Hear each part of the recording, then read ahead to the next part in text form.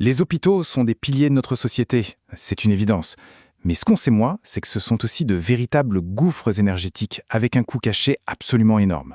Alors aujourd'hui, on va décortiquer deux solutions vraiment innovantes qui pourraient bien redessiner l'hôpital de demain. C'est parti. Pour bien saisir l'ampleur du problème, il faut aller au cœur du réacteur, les blocs opératoires. Figurez-vous qu'ils sont 3 à 6 fois plus gourmands en énergie que n'importe quelle autre partie de l'hôpital. C'est juste colossal.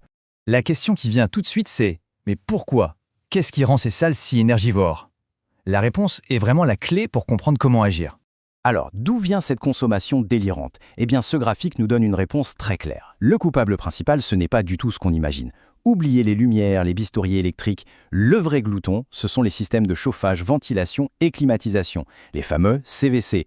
Ils avalent à eux seuls 90% de toute l'énergie, juste pour garantir un environnement stérile 24 heures sur 24.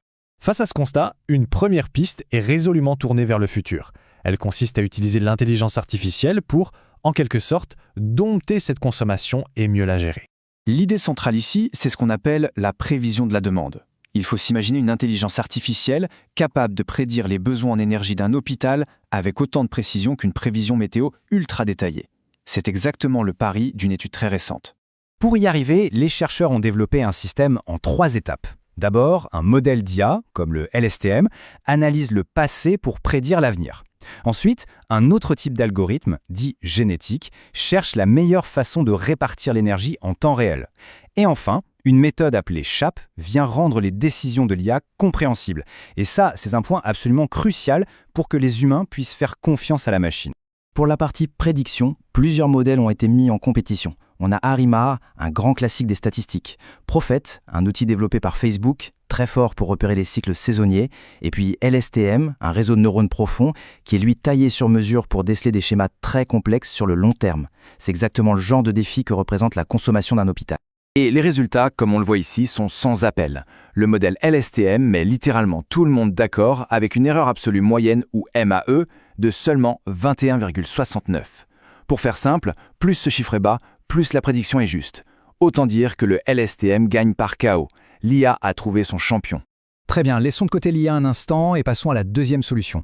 Celle-ci est moins axée sur la technologie de pointe et plus sur des principes de bon sens, de conception et d'organisation.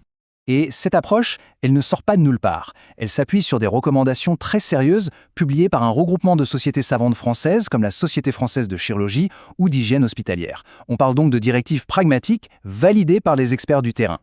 Ces recommandations s'articulent autour de 3 grands domaines d'action. La façon dont le bâtiment est conçu, le type de matériel qu'on choisit et enfin, la manière dont on utilise les installations au jour le jour. Côté architecture, les solutions relèvent souvent du bon sens, mais leur impact est énorme.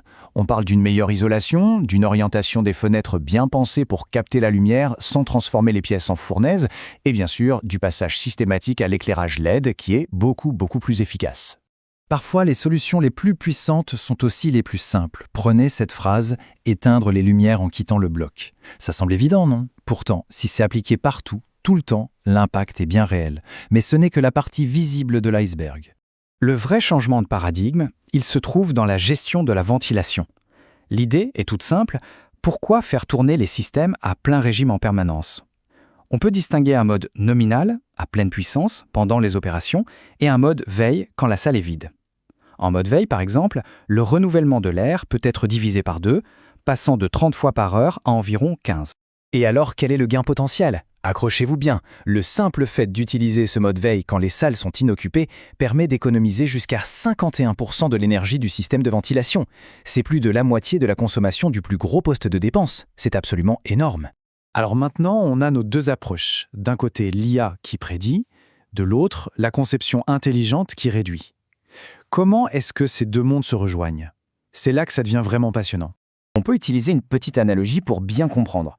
La conception intelligente, avec des mesures comme le mode veille, c'est comme si elle réduisait la hauteur de la montagne à gravir. La tâche est moins ardue dès le départ. Et ensuite, l'IA arrive.